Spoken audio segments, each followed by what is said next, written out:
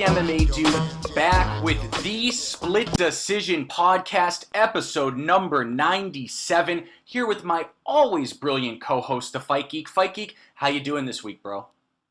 Doing awesome, man. Happy to be back talking fights and busy week in MMA. Everything from uniforms to American debuts.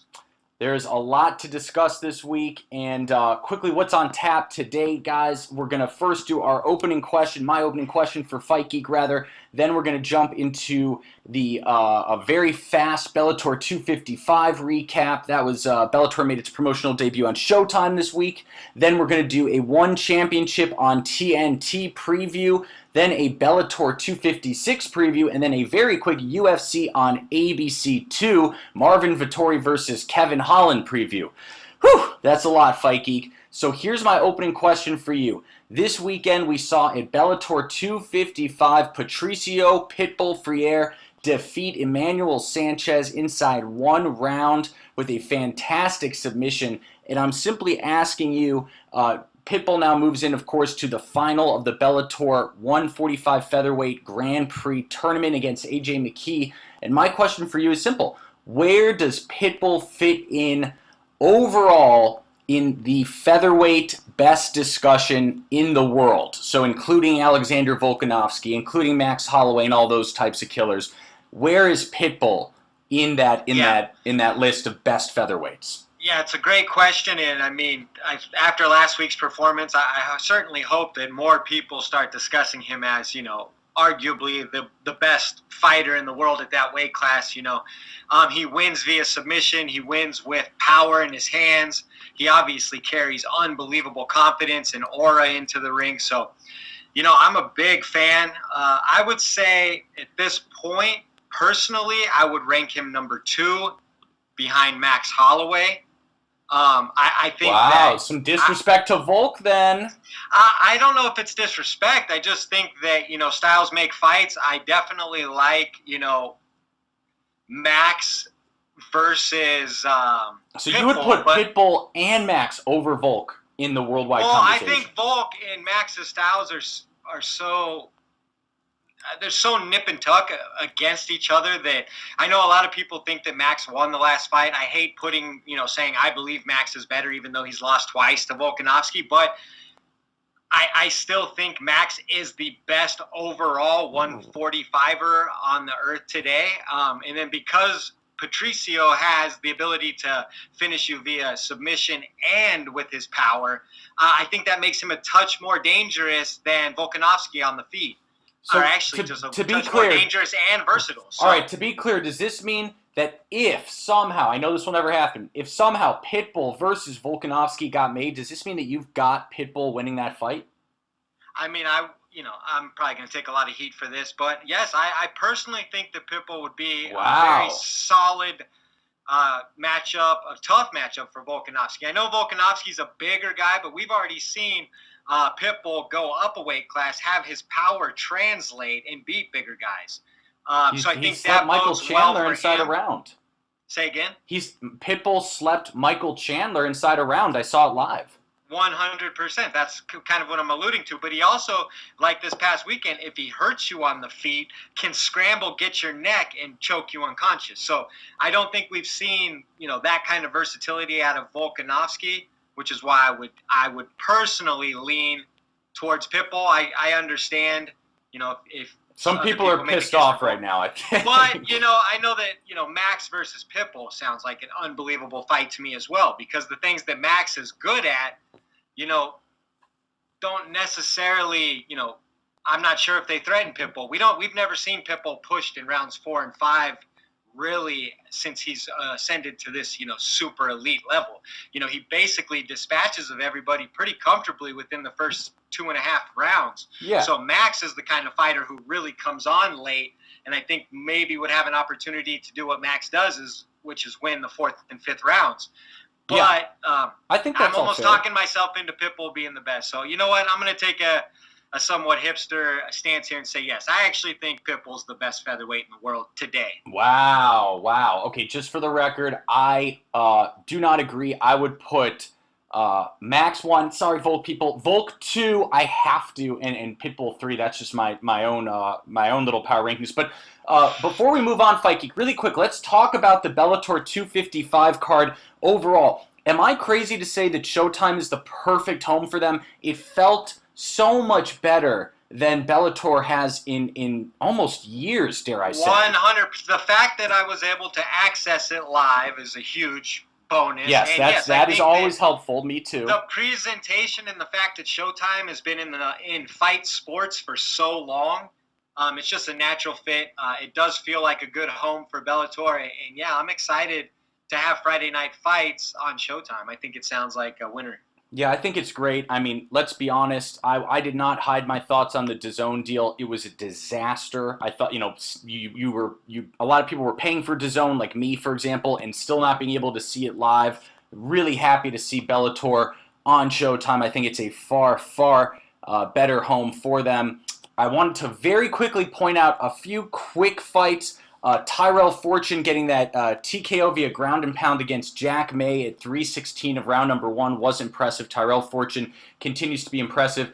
Jason Jackson had that brutal, brutal injury where he was getting literally scraped against the fence, like grated against the fence like a cheese grater against Neiman Gracie, and it damaged his eye. I'm cringing even talking about it. But what'd you think of Usman Nurmagomedov, Khabib's cousin, the striking genius, defeating Mac Hamill? Did you see that fight?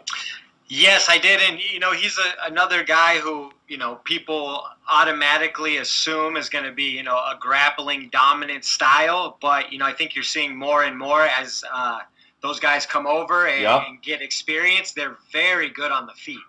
Absolutely. So, I think they're more well-rounded than people give them credit for based on Khabib's reputation. And what do you think Usman Nurmagomedov's ceiling is? He's fighting in Bellator's lightweight division. Obviously, Pitbull's the king there, and it's fairly stacked. Not as stacked as Bellator's featherweight division. I mean, I think he has potential to be a top 5 guy in that division moving forward for sure. I don't think I've seen. Can he be that? Can he become champ?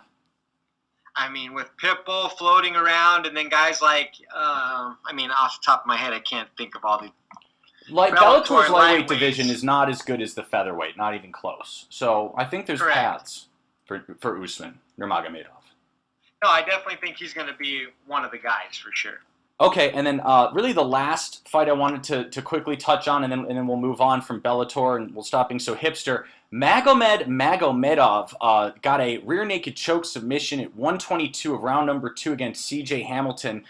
He improved to 18-1. This Russian guy is just an absolute killer. What do you think of Magomedov, Fight Geek? Just another one of the batch of killers, like you said. It seems like Bellator is investing heavily in those types of prospects, and I think you're going to see those guys mow down all that, mid-tier to low to mid-tier competition, and eventually, most of them will be, near or at the top of the pack in Bellator. I think that's pretty clear to see. Absolutely, absolutely. And as a quick aside, I only this week realized that one championship's welterweight champion Christian Lee is only 22 years old. I had no idea Christian Lee was that young. Hopefully, some of these Bellator prospects like Magomedov, Usman, and Christian Lee can make their way to the UFC. I'd love to see that eventually. But or you could just watch them in the organizations they're in. Okay, all right. I knew I was going to get crap for that hipster take. Okay, so moving on to our preview of One Championship on TNT. That is happening on Wednesday. So when you're listening to this, it's likely already happened or it's just about to happen in a few hours.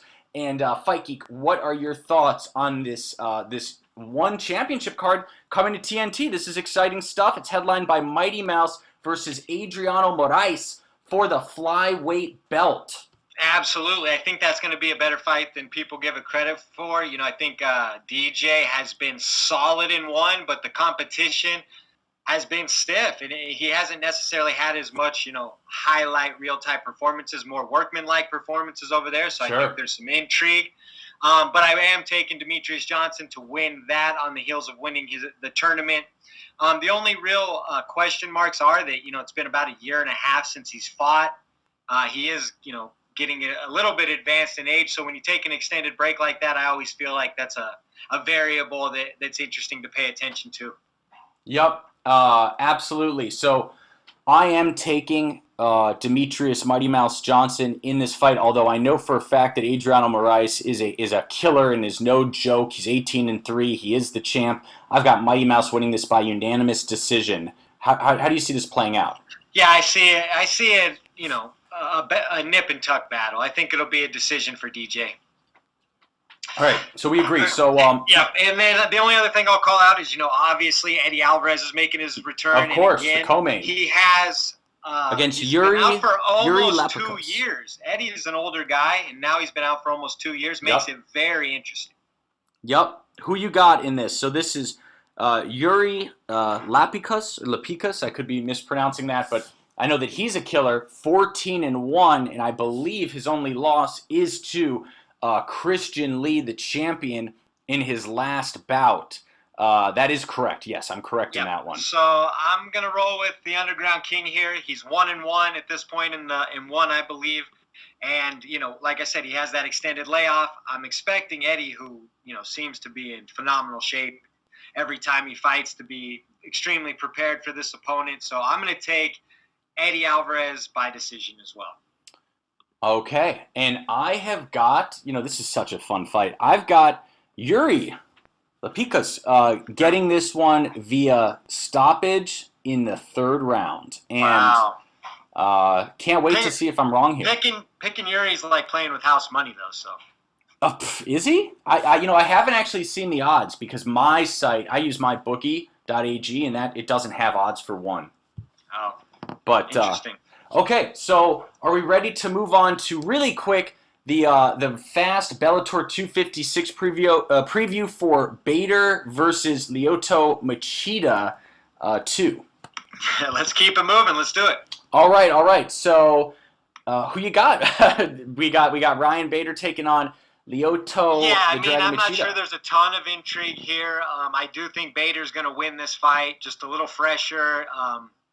I do think that Lyoto has an opportunity to land something and stun Bader, but I do think Bader, because he's recently been fighting at heavyweight, dealing with larger men. I think that this will be a grappling and wrestling heavy attack from Bader. I think he'll be sitting on Machida's chest most of the fight, grounding and pounding him. And I'm actually going to take Bader by second round ground and pound TKO. I've got Ryan Bader by first round TKO. I agree with you that he'll win. Quickly, some fights to call out. We've got Liz Carmouche returning against Vanessa Porto in the co-main event. Jeremy Kennedy versus Adam Boric. That is a great fight. Kennedy versus Boric. Kennedy 16-2 versus Boric 16-1. What a fight! Who you got there? Go ahead. Oh, Jinx, bro. I'm riding with my man Adam Boric on this one. Yeah, so close. A tough fight. I actually am going to take Jeremy Kennedy only because I think, again, I feel like I'm using the same terms over and over, but I think he's just a little more well-rounded than Adam Boric, who's a very good kickboxer.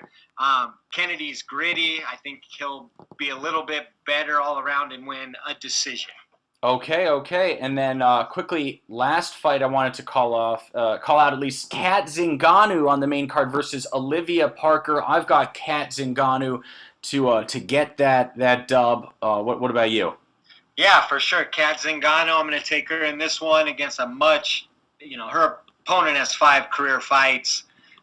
Very inexperienced fighter versus a fighter like Kat Zingano. I think this is set up to be a showcase fight for Kat. She wins, she'll be 2-0, and I guess the only question is do you put Kat Zingano in a title fight if she wins this one impressively?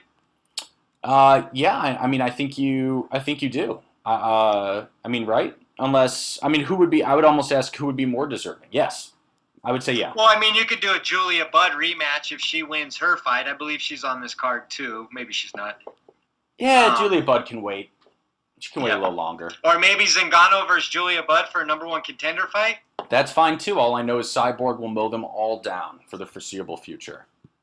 I mean, I agree with you. One interesting note, though, you're looking at the 145-pound division in UFC, and it's completely vacant. Imagine if you had Kat Zingano sitting over there for an Amanda Nunes rematch for a title fight with Kat Zingano already having a victory over her. Oh, absolutely. So short-sighted getting rid of her. That would have been a great storyline for Nunes to have the opportunity to avenge. No, I couldn't agree more. Let me go on record and say this. I mean, Amanda Nunes literally is the UFC's featherweight division. Even if there are a few more women, I understand that. But, it's Amanda Nunes first and foremost. And basically only Bellator's 145 female division, I believe, is the superior 145 women's division in compared to UFC. Well, they have 3 fighters you know the names of, so yeah, exactly. I mean, unfortunately, that is the bar, though. It's the bar. All right, let's keep moving on to UFC on ABC2. Vettori versus Holland. Was supposed to be versus Darren Till. Darren Till is always getting hurt. That seems to be a theme of his career. He can't stay healthy. And is Darren Till the new Dominic Cruz? No, Alexander Gustafsson. I think he is. Honestly, he's. I mean, it's becoming a bit of a reoccurring theme here. He hasn't had the kind of traumatic long-term injuries of a Dom Cruz. He's just. I think he kind of is more along the lines of Gustafsson, a guy who has obviously clear championship-type potential, but for whatever reason, just can't keep it on the tracks. Yeah, I mean, Adesanya was all but trying to hand him a title shot, and he couldn't. Which is completely bizarre to me. Well, I think Adesanya knows that he could win. He knows that Till's a striker. It's a good matchup for him. He probably watches that Wonder Boy fight and just salivates. Right, exactly. So, all right, you want to start from the top down? Yeah, all right, Marvin Vettori versus Kevin Holland. Really quick, everyone. A lot of people are just completely ruling out Holland, saying Vettori's going to, wrestle fucking kill him, just out-tough him, all of which are likely true. But this fight is deceiving. Don't get it twisted. Kevin Holland has stoppage power in those hands. He nearly stopped Brunson in that second round. Well, you don't get it twisted. Marvin Vettori, at his young, brooding age, is much different than a 38-year-old Derek Brunson. I'm aware. Marvin Vettori is not getting stopped by Kevin Holland. I'll go on the feet anyways. I'll put that on record. Really? Oh, 100%. Kevin Holland is the kind of fighter who does his best when he sneaks up on you, when he's better than you expect him to be when you're in there with him. He's a kid you don't really take serious. You get in there and, wow, he's really good. I can assure you Marvin Vettori is taking him as serious as a title fight. Marvin Vettori wants to fight every man in that division. He's literally the hungriest fighter on the roster from what I hear from his social media. The guy is non-stop calling people out, non-stop wanting to be, verbalizing that he wants to be the champion. So I think this is a tough matchup for Kevin Holland coming off a very disappointing performance. Marvin Vettori is not the guy to play with, and I just don't think so at this point. He's ascending. He's big. He's strong. He's a good grappler. So who you got? Who you got and how? I clearly have Marvin Vettori in this fight, and I think it'll be Marvin Vettori via 4th round TKO. Wow, really? Yes. You think I think Marvin Vettori is going to come real strong. I know the Hermanson win was a decision, but Hermanson is, a tough out, a guy who's a legitimate top 4 guy in the division. I'm a big believer in Marvin Vettori. I like his aggressive, personality and how bad he wants it. I think that bodes well for him at this point in his career. Yeah, I do like Vettori as well. I like Holland as well, but I think that Holland lacks a little discipline. He may not even be in the right weight class. That's another story. He has the potential to beat Marvin. I still believe that. I think 100%. He's got the potential to finish him, I think. Yeah. But he won't. I've got Marvin winning a unanimous decision 3-2, Fight Geek. 3-2. I think it'll be fun action back and forth for a while, but I just see Marvin being the bigger, stronger guy. Vittori almost comes across as almost a 205er to me. He's so big. Yeah, he's big for sure. Okay, so moving on. Another great fight is the co-main. 16-1 Arnold Allen versus 11-1 Sadiq Youssef. I have got Sadiq Youssef winning a split decision here, but how do you see this going? I hate to agree with you, but I see Sadiq Youssef via split decision as well. This is going to be a tough back-and-forth fight. Both guys are going to probably be wearing it by the end. I've been super high on Youssef since he was on the Contender Series and I first saw him. Going to keep riding with him. I think he has potential to be top 3 or 4 guy in the division. Arnold Allen has similar top 5 potential as well. Unbelievable fight picking Youssef. Absolutely. Now, the third fight down is what I actually think is the people's main event. It is a sleeper super fight. It's Kyle Daukaus, 10-1, versus Alexshab Khizriev, 13-0 from Russia. Khizriev, I have heard some whispers about. People are trying to decide if this is another, Khabib type of character. Not to be, over dramatic, but he looks like Khabib. It's weird. He looks like him, and his record again, 13-0 is no joke. Khizriev is getting some serious whispering and some serious heat coming into this fight. I've heard he's very, very good and one to seriously watch. So this fight against Kyle Daukaus should tell us a lot. Who the Daukaus brothers are very sneaky good too, which makes this fight. This fight's amazing. Yeah. So with that said, I'm gonna go ahead and take Khizriev.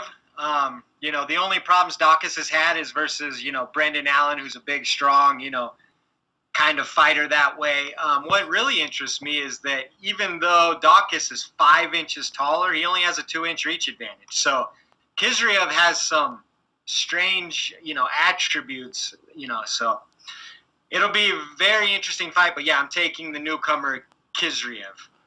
And I'm taking Kyle Daukaus by unanimous decision. You're living on the edge these days. I'm playing it dangerous, man. Only way I know how. All right, let's keep it moving. All right, we got Sam Alvey, who is one of our rivals in our Pick'em League, so he better not pick this fight. That'd be cheating. What, he's not allowed to pick himself? Come on. Okay, I guess he is. He better pick himself. Yeah, serious. By the way, he's in first place. He's whooping all our asses. Well, he's the only one that's ever trained for a fight, so he should. Yes, Sam Alvey versus Julian Marquez, 185. This is going to be a fun one. Who you got? Yes, this will be a fun one. That's a really tough one. I'm going to say Julian Marquez by decision. Ooh, I'm going to tell Sam you picked against him in the Pick'em League. Well, it's the only way I can, make up a fight on him. It's true. I'm actually taking a similar, attack on Sam Alvey approach, and I'm also picking Julian Marquez for competitive purposes, but also because I do think Julian's going to pull this competitive fight out. Sam is super tough. Julian might be a younger version of Sam. I just see, Sam's not going to get finished in there. I think we've seen in 48 career fights that he does not go down often, so I just think it'll be a close battle, but Julian will edge him. Yeah, the more I look at this card, the better it is. Next fight, very good. Nina Ansaroff versus Mackenzie Dern. Heck, that's a great fight. Unbelievable fight here. I've said that like 4 times. So yeah, I'm looking forward to this one. And this isn't even a pay-per-view. We get all this for free. Yeah. That's who you got here? Because I've seen mixed predictions on this fight. I think. My first thought is this is a great fight. I remember that Nina went from good to really, really, really good. And I have 100% belief that has to do with obviously, her relationship with Amanda, training with Amanda. Training with her with the greatest fighter to ever live, who's 30 pounds heavier than her. Of course. And I'll never forget her. I saw Nina Ansaroff's last fight live. I'll never forget it. It was at UFC 238 in Chicago, and it was against Tatiana Suarez. And Tatiana dominated the first 2 rounds and then nearly got finished by Nina in the third. And Tatiana hasn't fought since either. And I think that's due mostly to the injuries she sustained from Nina Ansaroff. Mackenzie Dern is fantastic as well. This is going to be an amazing scrap. Amazing. And I have Mackenzie Dern winning by third round submission in a fight of the night contender.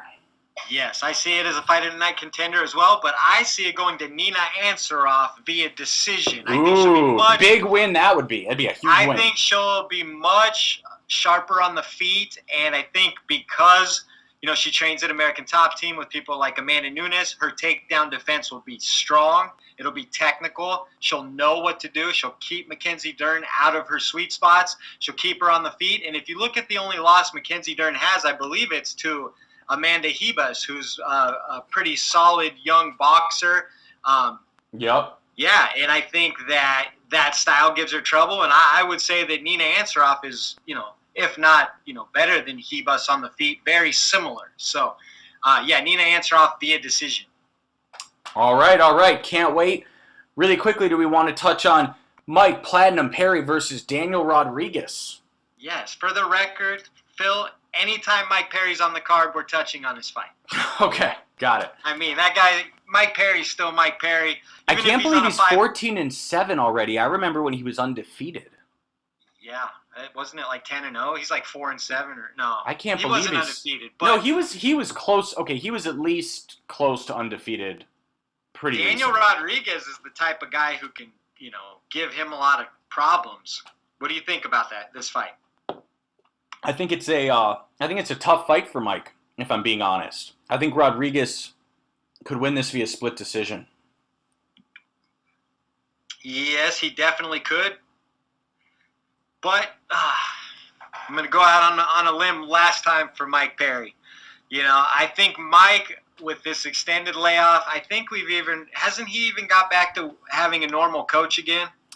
It's so hard to keep track. I think I don't even know if he could answer that question. Is it completely irrational for me to pick him? I mean, not really. I believe he's a small favorite, but it's like a pick 'em. He loses to Daniel Rodriguez this weekend and doesn't look good, falls to 14-8. He is Bellator bound, right? I mean, Rodriguez is 13-2. It's not like he's some total loser. No, I know. I'm not saying he's a loser, but you would have to look at what Mike Perry has gone through. Right now, Daniel Rodriguez is coming off a loss to Nicholas Dalby. Yeah. Mike Perry's had mixed results of late. He's 2-3 in his last 5. Yeah. So I don't know. I'm taking Mike Perry via KO. He's 3-3 in his last 6. Perry. Yeah. He's not. He's not. He's 3-4 in his last 7. Yeah, because the Iaquinta was a grappling match.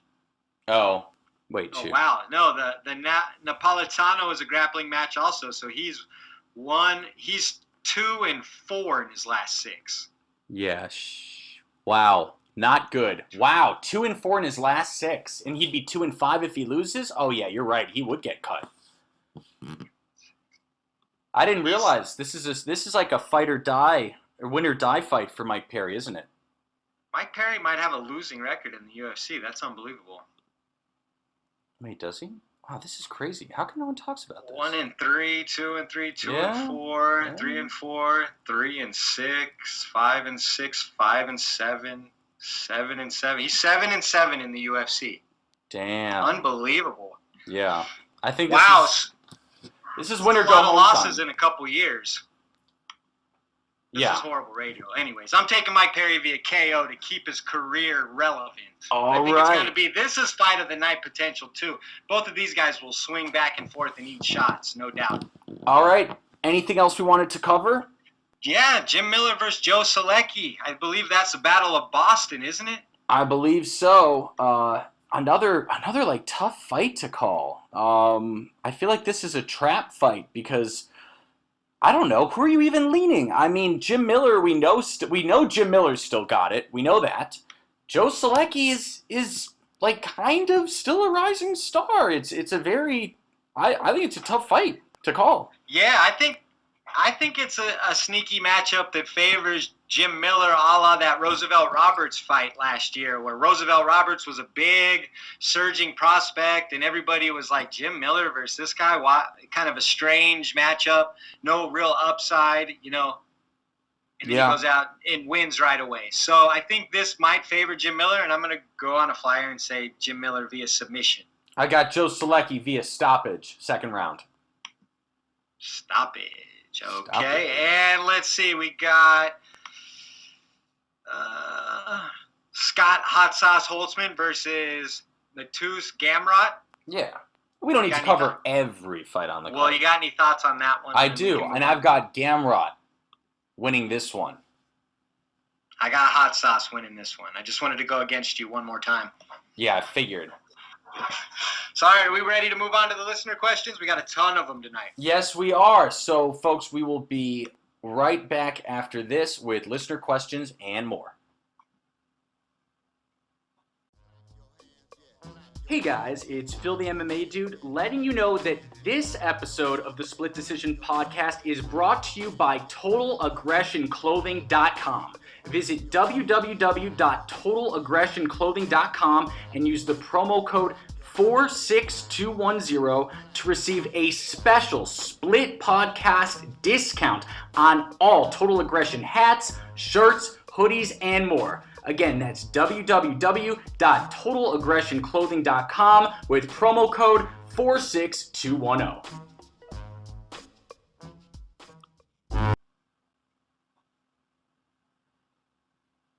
Hey guys, it's Phil the MMA Dude back with the Split Decision Podcast, episode 97, here with my brilliant co-host, the Fight Geek, and it is now time for my favorite section of all, Listener Questions! Thank you. All right, let's get into them. We got a bunch of them tonight. So I got one queued up at the top from Eduardo at Landa Cruz. Eduardo, what up? He says, if Woodley retires today, will his legacy be intact, or will his last 4 fights be what he will be remembered by? #AskSplitPod. Great question. I believe personally that Woodley will always be remembered as a champion, even the way, someone like a Chuck Liddell has taken like 8 losses in a row, or an Anderson Silva is 1-9, and a BJ Penn 0-11 or whatever he is. We still remember those guys as greats and champions, even though we have a lot of, footage that shows us otherwise. So I think he will still fall into that legendary champion category the further we get away from these bad performances. Absolutely. I mean, don't get it twisted, guys. Look, Tyron Woodley, when he lost to Kamaru Usman, he was the 4-time defending champ. To put that in perspective, Kamaru Usman right now is the 3-time defending champ. And to be fair to Tyron Woodley, he got the belt very late in his career. I think he was 34, maybe 33 or something. He might have been even 35. It was 34, yeah, 35. So for him to defend 4 times at 33, 34 plus is actually incredibly impressive. Yeah, I was going to say, anyone who only remembers Woodley based on the inevitable ending of 99.9% of all fighters' careers, they've missed the plot. Tyron Woodley and the fact of the matter is, Tyron Woodley hasn't lost to a scrub yet. They're all amazing fighters. Every single guy, every L on Woodley's career, even the one basically last weekend versus Luque in his prime, is a very respectable loss. I completely agree with you. I was going to say, as of right now, Woodley's the 3rd greatest welterweight of all time, as far as I'm concerned, behind Matt Hughes and GSP. Yes, Kamaru Usman is fast on his trail and likely just about to surpass him. Yes, he is. But you know what? Okay, so then that'll make Woodley the 4th greatest welterweight of all time. Yeah, either way, he's a top 5 welterweight of all time. Yeah. That is intact until this generation works its way in there. I think maybe. Yeah, I think you could say Woodley's 4th and then Robbie Lawler 5th, maybe. Yeah, that's how I've got it. Yeah, so that makes a lot of sense.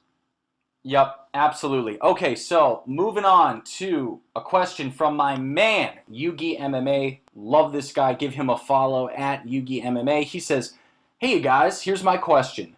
Do y'all think Mackenzie Dern can be a champion? Where do you think her ceiling is? Her striking has evolved, laugh out loud, slightly, and her ground game remains absolute. Thoughts, opinions?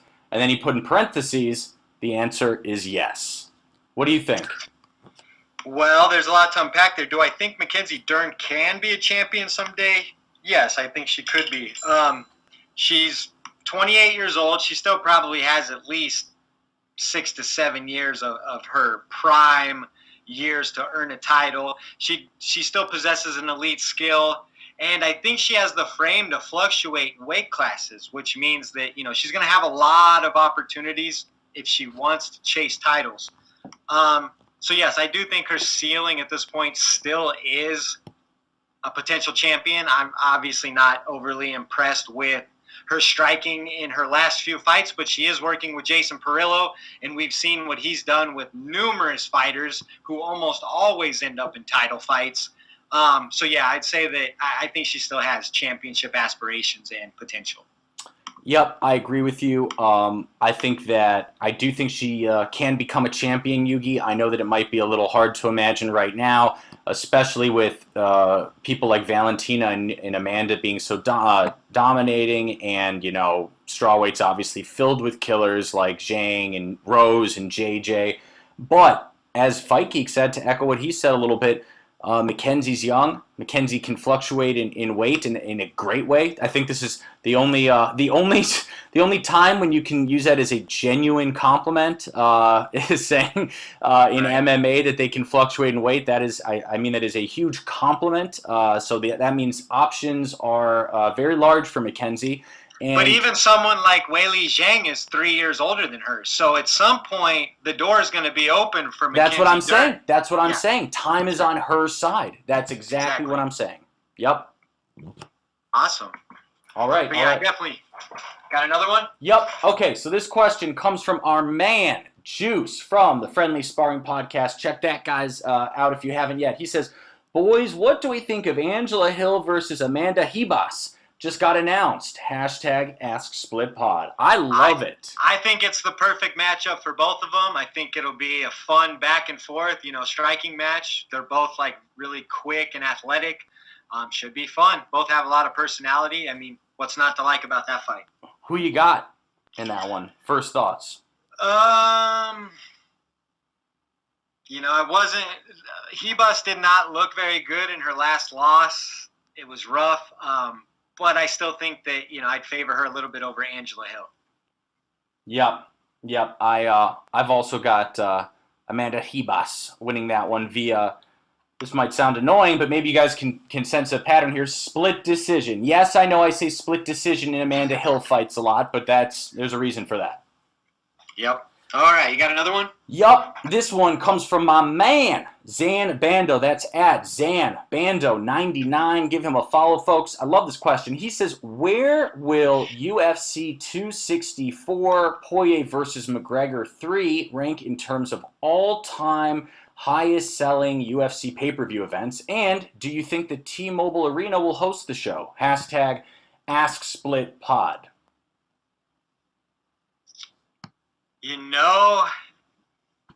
I'm not sure. I think it will be hosted. There's so much going through my mind here. In Vegas, somebody's going to christen that new Raiders Stadium in something like, honestly, John Jones versus Francis Ngannou in Raider Stadium would be perfect. Jones ain't taking that fight. That's already made the news. But, you could even do maybe a Conor versus Poirier 3. It's going to be a massive fight. I don't think as many people are clamoring for it, as I expected, but I don't think anyone, is not excited to see it. Oh, to me, it's a much more exciting fight than the second one. Oh, well, no doubt, the stakes are way higher. Way higher. Yeah, way higher. When we say things like people's legacies are on the line, that's a lot of hyperbole, but this is kind of one of those trilogy fights where Dustin Poirier will either be remembered as the guy who beat Conor McGregor twice or lost to him twice. You know what I mean? Not to mention Conor McGregor is going to be remembered for the guy who either beat Poirier twice or lost twice. Well, Conor McGregor loses, it's really bad. I think that you'll see Conor McGregor in celebrity 170-pound fights if he loses this. It would be the end of his 155-pound title hopes, I think. It would be the end of, I think, him having any kind of global super elite reputation. Maybe reputation, but I still think that as long as Conor wants to fight, he'll always be a huge pay-per-view star. He still has a whole country that backs him. He has a lot of people in the States who love him. I think actually Ireland has a complicated relationship. I would agree with you there, but I still think that he still has, overwhelming popularity in, relativity to any of their other athletes. I mean, they're going to root for the people who are going to root for Conor McGregor at this point are the people who are going to root for him forever, right? Yes. I just want to go on record as saying I do know for a fact, I know tons of MMA fans from Ireland that are no longer big fans of his. I understand, but he still did what, over 1 million pay-per-view buys last time. Oh, he's the biggest star, and he's the biggest star in the sport. Even if he's on a 5-fight losing streak. Yeah. So, and to answer Zan's question, what did Poirier McGregor 2 do? Did it do 1.5? I mean, I'm not sure that we're ever getting the official accurate numbers, but I know, but they claimed it did 1.5, I think, right? Yeah, and 1.5 puts it as a top 5 event of all time, right? I think McGregor Poirier 3 does 1.7 to 1.8. I think agree. It does more. I think it's right in there too. 1.7 to 1.8. It's a bigger fight, in my opinion. It's a way bigger fight, and the fact that like, I don't know why people hate on this fight. If anything, you could hate on McGregor Poirier too. Okay, no problem. I get that, but you can't hate on the third. The third is a decider. Yeah, the third has to happen, or for sure. So it's a huge fight. I'd say 1.7, 1.8. I'm in agreement with you. If it was for a title, it'd be a 2 million pay-per-view fight for sure. Definitely, and obviously, I think we both agree that the winner is going to go on to do very big things. Yeah, I mean, Jake Paul even said, if McGregor loses to Poirier, he's going to call out Poirier instead of McGregor. Against Askren. That doesn't. He can do whatever he wants. Poirier ain't going to pay attention to him. Come on. Well, I think Poirier is going to pay attention to wherever he gets the most money, and so we'll see. Could you imagine? I mean, I know people are like really delusional about these kinds of things, but Dustin Poirier would seriously hurt Jake Paul. I agree with you.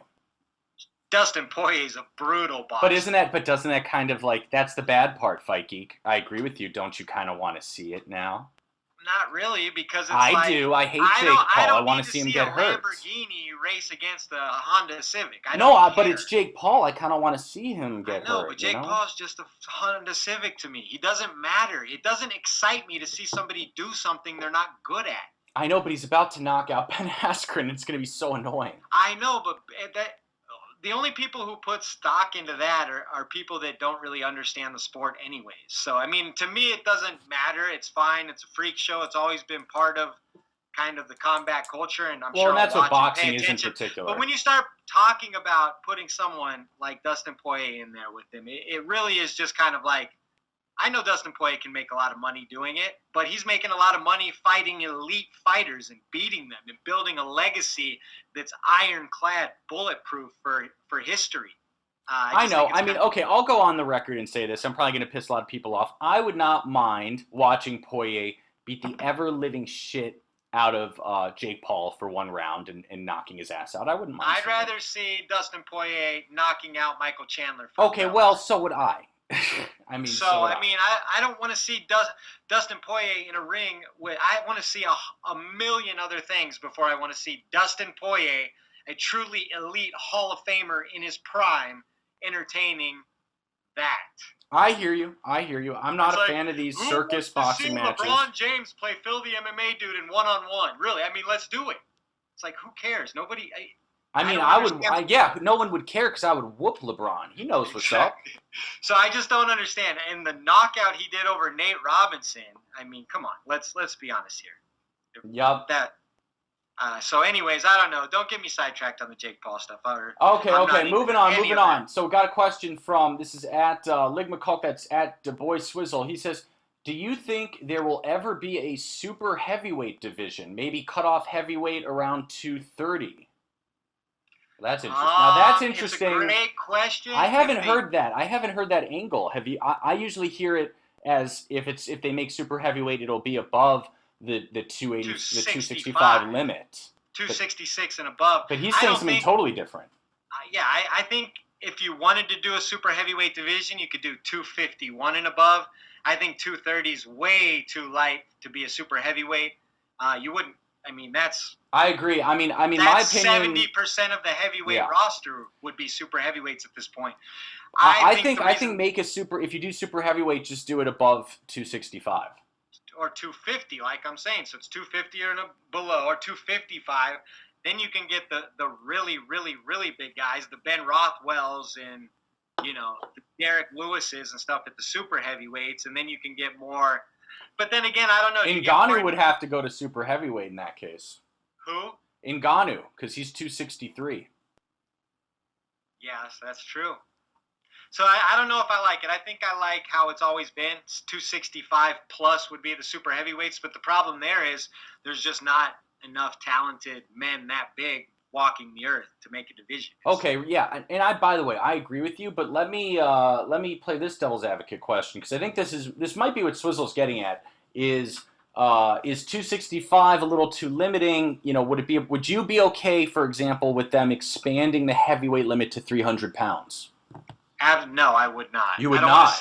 No. I think right now the heavyweight division is perfect because every now and again you get a fight where you get a 263 Ngannou versus a 234 Stipe Miocic, and there's actually this huge weight discrepancy that's part of the strategy.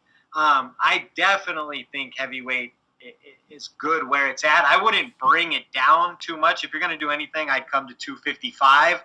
And go above that. You could have the super big guys, but you want to keep the majority of your talented big guys in the heavyweight division. The super heavyweight division is more of like a freak show division. No, I completely agree with you. That is why I was kind of for the idea of just expanding the heavyweight limit to go higher. I'm just looking at his question. If he has heavyweights from 206 to 230, there's only like No, we agree on that. There's only 4 heavyweights in the whole UFC. No, we agree on that. Yeah. There wouldn't be much of a division. It's got to be up to 250, 255 at minimum. Absolutely. Okay. So, all right. Interesting question, though. Thanks for the question. Yep. Thank you for the question, bro. And then, this question comes from a split podcast. OG Jalen Ware. That's at strive2b_great. Love this guy. Always brings the fire. He says, now that Ortega and Volk are tied up till September with Tough in their title fight, what fights at 145 would you like to see happen within that time frame? #AskSplitPod. And really quick, I'll just go ahead if I could real quick because I've got one clear answer. Just make enough of the talk. Make Max Holloway versus Zabit 5-round main event and let Zabit get the ass kicking that he needs because I'm sick of his fans talking. I would not disagree with that fight. That's an awesome fight. And just let Zabit get that ass whooping. He needs it. There's enough talk. He's getting too cocky. Enough. Make the fight. Is he getting too cocky? I haven't heard from that guy forever. I know his fans are. His fans keep saying future champ when he can't last 11 minutes, guys.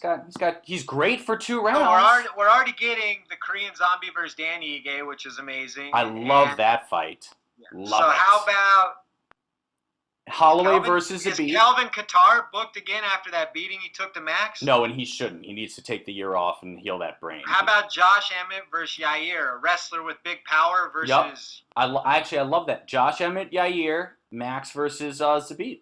What do you say? And I love that. And how about this one? Edson Barbosa versus Jeremy Stevens. Have they never fought? I don't think they have, but that's pure violence, I think. Wow. That's weird. Isn't that kind of like, I don't know. Or how about, here's another one. Edson Barbosa versus Shane Burgos. Yeah. Now, wait, have those two not fought?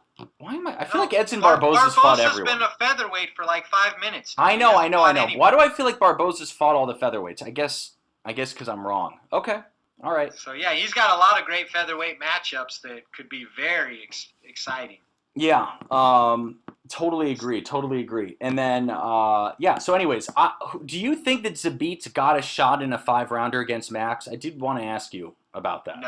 No, I do not. Okay. Do you think Zabit would even survive, or would he get I think he'd get finished. I think Zabit, there's a lot of unknowns. He's clearly uber talented, but from what we know, Zabit fades and has not much experience late in fights, and Max Holloway is an absolute terror in the 4th and the 5th round. I don't know if I've ever seen anyone, take 4th and 5th rounds, in my opinion, from Max Holloway. He's always going full speed at the end of the fight, and that's something we just don't know about Zabit. So at this point, you would have to favor Max there, right? Absolutely. I think he would finish Zabit in the third or fourth, by the way. But I mean, I would lean that way too because we just don't know what Zabit's going to look like in the late fourth, early fifth when we've already seen him struggle to finish a 3-round fight. So. Yeah, exactly. Okay, so this next question comes from, do we ask this Oscar Silva, MMA? No. Nope. Does Marvin Vettori have anything to gain with the win over Kevin Holland? My short answer is yes, he does. He stays well within the top of the title picture, and because middleweight is getting crowded quickly. And he gets a victory, which would be 5 in a row. He stays relevant. He's in a main event. Being a main event winner will boost his profile as well. I think he has a lot to gain here. He has to. Because he's not, the sexiest style fighter, he's not a big knockout puncher, he doesn't have all the swag like Izzy, he has to keep winning. Yep. Nothing's going to be handed to Vettori. He's going to have to beat all these guys. So, yes, winning is where he gains everything. Yeah, I totally agree there. Next question comes from our man Jay Harvey at Twig 1981.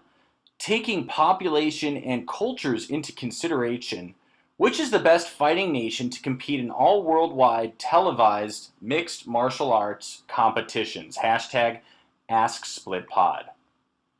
Can you take the lead on this one and explain to me what we're saying here? Yeah, I think Jay's asking which country has the best MMA fighters, the best champions, and the best contenders. And my but what does that have to do with televised MMA? Because nobody televises MMA like the United States. That's a no-brainer. We have cable networks. Oh, I don't know if he meant it that way. I see what you're saying. Well, in that case, it would be the USA, but my answer was going to be Brazil. That was my answer as well. Brazil, based on the longevity, the fact that jiu-jitsu is, if not 100 years. Gracie jiu-jitsu, if not, I think it's close to 100 years old. It is close. You're right. It's very. It's very entrenched. Brazilian jiu-jitsu is almost a national pastime there, like soccer. Mm-hmm. So and in the first 25 years of the UFC, it was littered full of great Brazilian champions. And I feel like in ways, the rest of the world has caught up, but it took a while. Yep, absolutely agree. Okay, next question comes from Jacob Powers, Split Podcast OG. That's at Jacob Powers 2. He says, hashtag AskSplitPod. Who do you guys think will be the lightweight champion by the end of the year? And I will go first and say Dustin the Diamond Poirier will be champ by the end of the year. What about you? Boo. I agree with you. I think Dustin's the best. Do you really? Okay. Huh? I'm surprised you agree. Well, I like him versus all three of the guys that he has left. So, Are we not giving enough respect to Charles Oliveira and his problematic... No, I think Oliveira's going to beat Michael Chandler. You do? Okay. Yes, I do. So I think Oliveira will be the champion, and I love Oliveira. I've been a fan of Oliveira forever. Yeah. All-time submissions leader, very athletic sub guy, got great on the feet. I'm a huge Oliveira fan, always have been. But I'm just a believer in Dustin Poirier. That guy has been refined in the fire, He's earned it. Like he's saying, paid in full. That guy has earned it. And he just put Conor McGregor on his ass and put a big right hand right on his forehead. So, until I see somebody other than Khabib really deal with Poirier, he's that dude right now, in my opinion. Yeah, I totally agree with you. I watched him stop Justin Gaethje live. And Justin Gaethje. Well, those two need to fight again. That rematch is going to be hot. Gaethje needs. I think if Poirier would be able to capture the belt by the end of the year, the Gaethje versus Poirier rematch in a title fight is a no-brainer. It's almost, yeah, well, don't get me sidetracked, but I almost kind of it's almost like just have that fight happen for the belt if Poirier beats McGregor, but it's too late. Because I kind of feel like Gaethje would beat Oliveira and Chandler as well. So I know. That's why it's all annoying. On the roster are Poirier and Gaethje right now. I know. I feel As a matter of fact, I would favor Gaethje today over Oliveira, Chandler, and McGregor. I definitely favor him over Chandler and McGregor. I haven't decided about Oliveira. Maybe. Yeah. Okay, so this next question comes from the man, King Richard. That's at @V_King Richard_V. He says, the start of the King Richard GOAT segment starts here. Fight Geek, MMA dude. Who, in y'all's opinion, is welterweight GOAT? And my answer is simple. George St. Pierre. Yeah, I still feel like this is probably the easiest GOAT discussion of them all. Yeah, I feel the same way. Like, thank the you, Richard. longevity, here I think I've said this before, but GSP is like Emmitt Smith to me. It's not really debatable what he's done. You may not like his style, he may not have been your flavor, but what he's done, what is on paper, what his resume says, it's not negotiable at this point. That's the GOAT of the welterweight division. Yup, and I know we touched on this a few episodes ago, but real quick, just to revisit it, Fikey, what do you think that Kamaru Usman would have to do to surpass GSP? Well, I think GSP defended his title 11 times, right? That 9. sounds right to me. I think it was 9. 9 times and 11 title wins, I believe.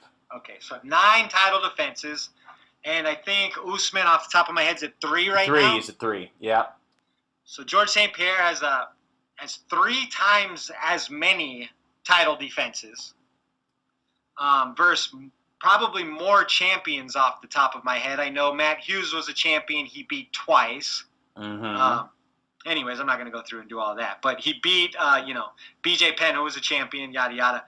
I think he would probably in this era have to get to 6 or 7 in a row title defenses versus absolute premier competition.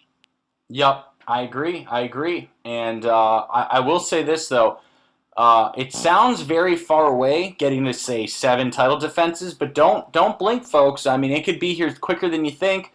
Masvidal, too, would make 4 in time with Woodley, and that's just a couple weeks away. See, I mean, then you'd have to start going into, like, who they fought and when, That's not Usman's problem. I think he's the champ. It's about No, title I defenses. understand, but would you weigh 2 title defenses over, Jorge Masvidal as more impressive than title defenses over guys like John Finch and Koscheck in their primes? I hear what you're saying. I but would not necessarily. I still would hold, GSP and Anderson Silva both defended plenty of times against people that didn't. Go look at the version of Thiago Silva, or not Thiago Silva, Thiago Alves that George St. Pierre fought at UFC 100. Well, that's yeah.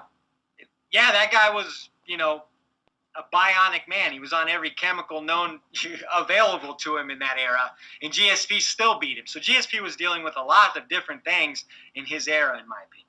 Yeah. No, I totally agree. You go look at the Thiago Alves that GSP fought, and then you go look at a picture of Thiago Alves today, it's shocking. It's a lot like Vitor Belfort before and after pictures. Absolutely. Okay, and then got this question. This is from Nahul Satine. He says, #AskSplitPod. Does Colby deserve a title shot despite not facing an actual contender, ducking both Edwards and Burns? ? Absolutely not. Yeah, I agree. But people are going to say, Masvidal got one without fighting again. Well, Masvidal's a bigger star and fought him on short notice, so at least he has a couple avenues to have a complaint. What is Colby's complaint? Colby got his chance and got beat. Yeah, I think people are right, but Colby did a hell of a lot better than Masvidal. No, he did, but that's the definition of resting on your laurels. Oh, I did good, so I deserve it again. No, that doesn't work. Well, he did finish Woodley. It's not like he didn't fight again, right? He finished Woodley. I'm just playing devil's advocate here. Yeah, but didn't Luque just finish Woodley like exponentially faster than he did? Well, sure, of course. So what I'm saying is, how are you weighing what he's done as valuable enough to be like, no doubt, #1 contender? I don't think beating Woodley at this point really means much other than you're a top 15 welterweight. Really. Yeah. So I'd love to see him beat someone who's super relevant. I like Colby Covington, and I would favor him versus 99% of that division. But no, he certainly doesn't deserve a rematch just because he had a competitive fight. No. I agree. I think that Colby needs to win again. I know that Gilbert Burns and Wonder Boy are fighting soon. So I don't know who Colby's going to fight. Chiesa seems to be the only one that could even is left. And that's an awesome fight. Yeah. So prove it versus Chiesa. If you were to beat Tyron Woodley and then beat Chiesa, who's been streaking in the welterweight division and has looked absolutely great, then yes, then you can start barking about a title shot based on the fact that you fought him competitively in the past. But right now, nobody wants to see that. There's no steam behind that call out. Nobody cares about Colby Covington at this point. Yeah. No, I totally agree with that. I think that, and I think that, by the way, I think that he could beat Chiesa very easily. Okay, but now does that do it for listener questions? I've got a surprise last question for you, if that does it for the listener questions. I don't think that does it. We have quite a few. Okay. Jalen Ware, Jacob Powers, Yugi. Let me just scan. Jay Harvey. Oh, I guess maybe you're right. Well, I know we have one by MMA by Milliken in the email, so go ahead with your question, and then I'll get to that one. All right, my last question is, we already know that John Jones had a conversation with Hunter Campbell of the UFC and said that $10 million, which was hypothetically offered by the UFC, is not even close enough to fight Francis Ngannou. And my question is simple. Does John Jones have a real number in mind? If so, what is that number? And if he doesn't, is he simply posturing to price himself out of a fight that he wants nothing to do with, as I strongly suspect that he is? Are you asking me or telling me? Well, I told you my thoughts, and now I'm asking you yours. Well, we all know your thoughts. You've been posting about it for a week. My thoughts are that, yes, John Jones deserves $20 million if he's going to fight Francis Ngannou. John Jones... That's not in the reality of possibilities. Why is that not in the reality of possibility? Didn't they just pay Nate Diaz $5 million or whatever, plus pay-per-view points? Nate Diaz is significantly more popular than John. Right, but we're not paying for figures in this fight. We're paying for the fight. John Jones, who's the greatest fighter of all time in the UFC on paper, going up, putting all of his resume, what I just was talking about, resume, what's on paper, what's been done, what's non-negotiable. He said he was fighting the winner of Stipe Ngannou, then Ngannou wins and suddenly he wants more money? What is that? Well, you expect him to fight Francis Ngannou for $800,000? Of course not, but I don't expect him to get $20 million. That's just a joke. He'll never get that. What are you talking about? The B-side to every Canelo fight gets $20 million. You're naming a different sport, dude. I'm just trying to speak in the realm of possibilities. What I'm saying is that sport doesn't even start their fights until John Jones is done with his main event. So why should John Jones make a tenth of the B-side of the boxing match that can't start because all the fans are watching UFC? All right, man, but you're just giving him such a nice out. He's going to say, oh, gosh darn it, I really wanted that Ngannou fight so bad, but I couldn't get the $50 million I wanted, so boo-hoo, I'll have to go back down to light heavy. John Jones, with that kind of demand, is just saying that if I put my head on a platter to potentially get knocked unconscious in front of the world, at least make it worth my time, because... He's making it sound like he looked good in his last few fights, like he didn't basically lose them all. It doesn't even matter what he's making it sound like. It's the fact that he's the one putting the massive scalp on the table. It's his scalp. And if he says it's worth $20 million, pay the man $20 million. If he says it's worth $10 million, pay him that, because in reality, after we all He's never even sold 1 million pay-per-views, Fight Geek. That doesn't matter. He's not even a draw, dude. I'd say he's a B. He's a B draw, so what the hell is he thinking? 20 million, is he high? No, I don't think that's crazy. I honestly don't think he can't even draw 1 million people and he wants 20 mil? What? You have no idea what the UFC grosses if he fights Francis Ngannou and they build that card up, you don't think that could be 1.5 million pay-per-view Sure, but sure, and I'm all for more fighter pay. I'm all for more fighter pay, so give him pay on the back end. Give him pay on the back end with the pay-per-views. Well, he will get pay on the back end. He's probably talking about he's talking about up front because he doesn't want the fight. He's talking up front because he's trying to get out of the fight. No, he doesn't. The UFC wants him to fight in his same contract to go up to heavyweight and fight Francis Ngannou. If you think that sounds reasonable, I don't. So it's not reasonable. He should get more money. I agree. The fact that you're not yelling about the UFC being such cheapskates that they won't give us the super fights that are sitting on the table, and you're worried about what John Jones is demanding. Okay, well, tell me how much he should get. Give me a number. Because I'll tell you why I say that. I mean, $10 I'm million insinuating sounds like a great number, in my opinion. He just turned down $10 million. They offered him 10, and he said that's not enough to even start a conversation.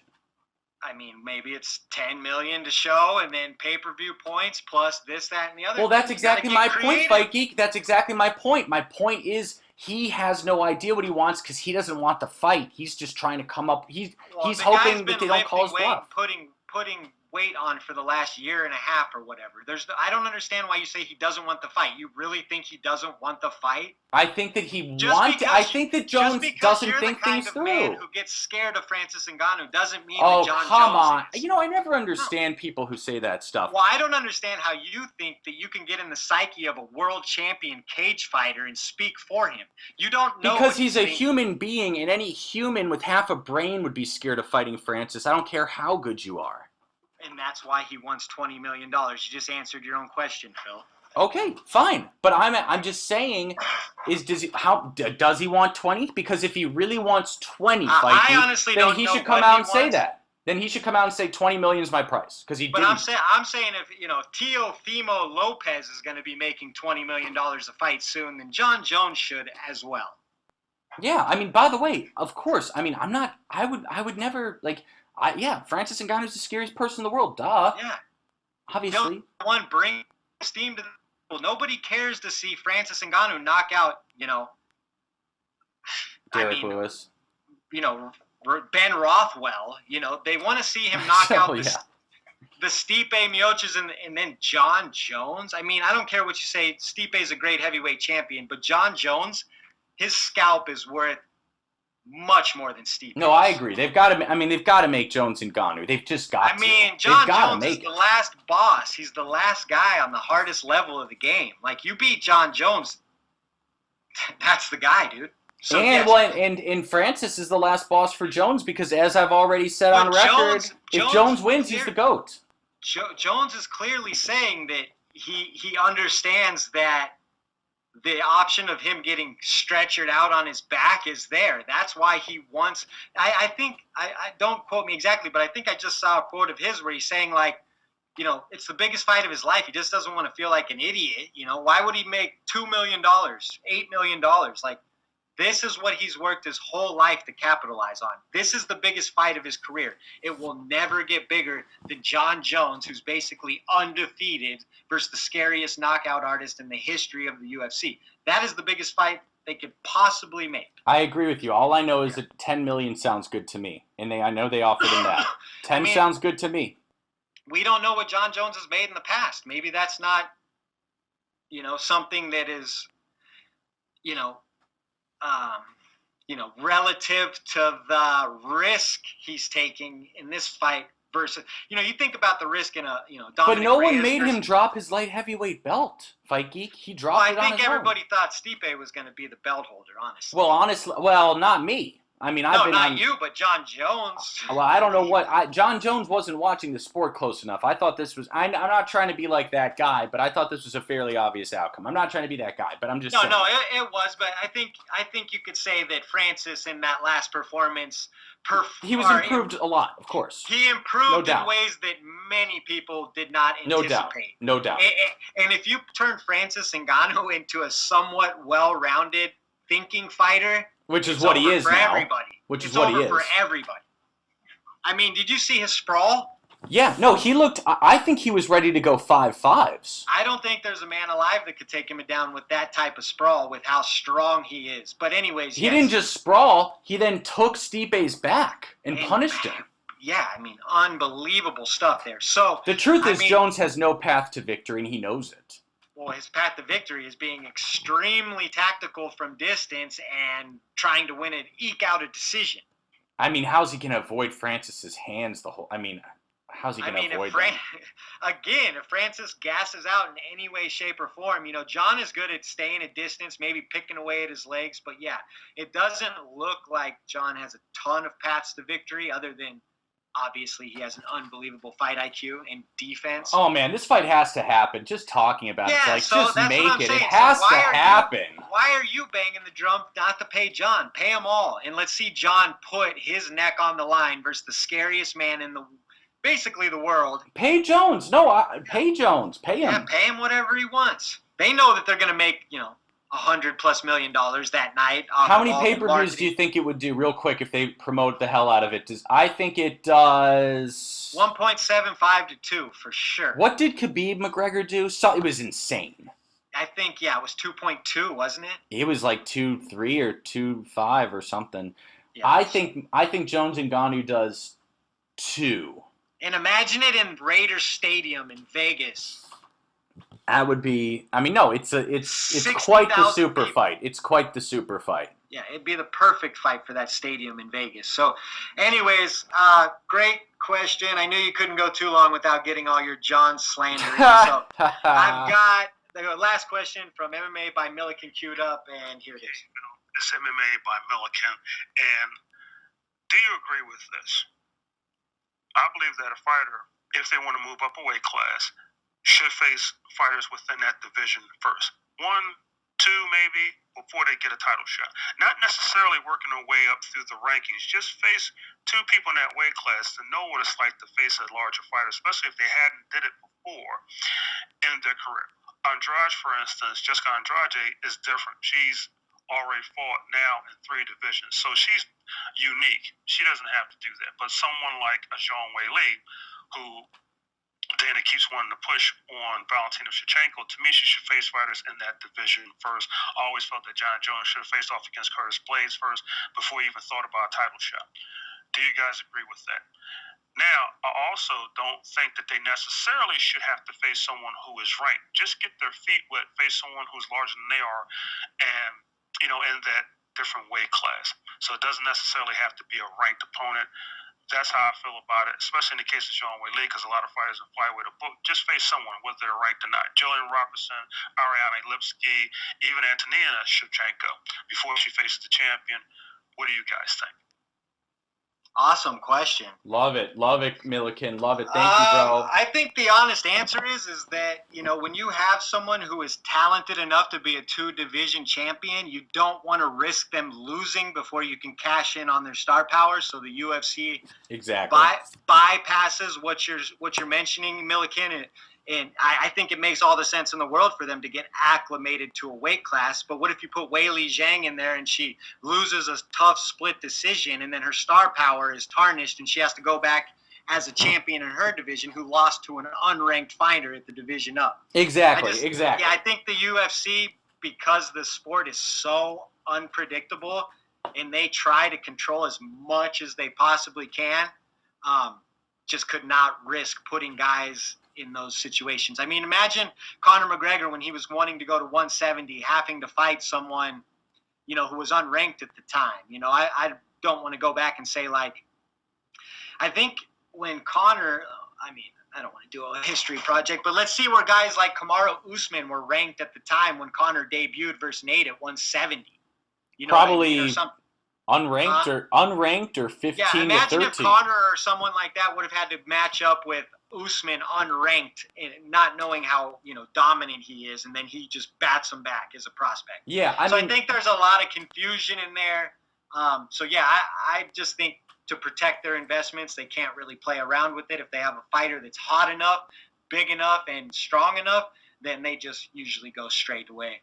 Agreed. I mean, my immediate thoughts, Milliken, is that first of all, you're completely right that in a normal world, in a logical world where there's no entertainment factor, that is exactly what a fighter should do. They should get their feet wet in the division, not necessarily against a top contender, just make sure they can kind of handle themselves against, someone who's, in the mix. Not to interrupt, but let's take his suggestion of John Jones versus Curtis Blades. I think that would be a horrible matchup for John Jones. I mean, of course, that was what I was gonna say. That's a nightmare matchup for John. Blades is really that's a nightmare matchup for John. And huge. Could you imagine John Jones, an undefeated all-time great, going up there and getting smushed by some guy who Francis keeps knocking out? Truth is, like, that's for their brand. I can't think that might be the worst matchup for Jones at heavyweight. Just because that might be the worst Blades one. is so huge. Curtis would just ragdoll him. It's like, what are you going to do? You're going to knock Curtis out? I don't think Jones is going to knock Curtis Blades out. No, you know? he's going to have to kickbox him and win a decision. And that's going to be difficult. Use his defensive wrestling, which would be interesting because we've never seen John really have to use his defensive wrestling, really. So that is something at heavyweight that will be interesting. He did against DC a bit. Minimally. Yeah, that's true. I mean, DC never really, like, threatened him with the wrestling, unfortunately, but yeah. I think someone like a Blades who has much more size, stature, longer arms, younger, more explosive, would have an opportunity to sit on top of John.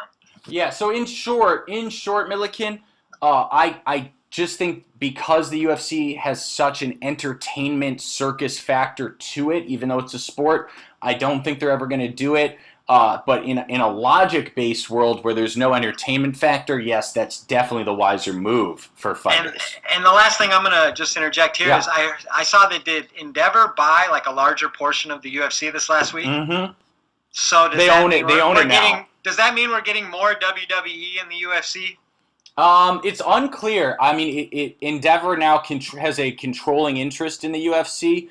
But so I guess what I'm getting at is we're moving more away from what Milliken is talking about, the hierarchy of divisions and rankings, and more into celebrity name fights. I don't think it's that. No, I think respectfully I need to push back a little. I don't think it's quite that simple. I say that because Fight Geek, I remember at first when Endeavor first bought the UFC, they had UFC 202 McGregor Diaz 2 had just happened, and Endeavor gave Dana a very specific note that going forward, they only wanted title fights to headline pay-per-views. Now, eventually, they bent on that and they broke, right? And now that's no longer something they do or a standard they hold to.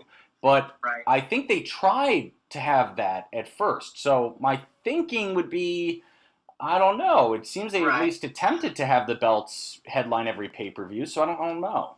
And this episode's dragging, but I got to piggyback off that. It looks like Nate Diaz versus Leon Edwards will be the first 5-round co-main event in UFC history. Which I love. What do you think of that? I love it. I mean, I love it. That's why I had to bring it up. I think this is one of those fights where, yes, I think Leon is the favorite, but this is the kind of fight that Nate Diaz can win. Yep. It's a sneaky fight. Absolutely. I think that Nate is the kind of guy who could maybe take a decision or get a sneaky sub. He's definitely going to take him into deep waters. So not saying I'd favor him, but I think that this is a fight where it's a lot closer than some of other potential matchups for Nate. 100%. And I can't wait. And I couldn't be more thrilled with the new introduction of these 5-round non-title co-mains. And especially for pay-per-views, because when you pay for something, you know, and we get a bunch of quick knockouts or maybe not a good fight here or there, I want the biggest bang for my buck as I can possibly get. And that co-main event being 5 rounds, I mean, it usually always, I think, wasn't Adesanya versus Gastelum a co-main? Yeah, I think that was it was. Yes. But it was for the interim belt. I think that even Rory McDonald versus Robbie Lawler was a co-main. That was a co-main. I mean, 5-rounders in the co-main have a glorious history, so I'm all for it. Absolutely, totally agree. All right, so is that it? That is it, man. All right, Fikey, take us away. All right, as usual, you can find us on iTunes, Spotify, YouTube, Google Play, Stitcher, and more. I'm at the Fight Geek MMA. He's at Phil the MMA Dude. We're at Split_podcast. 4 words, the Split Decision Podcast. Thanks for tuning in. We'll talk to you next week. Peace. Peace.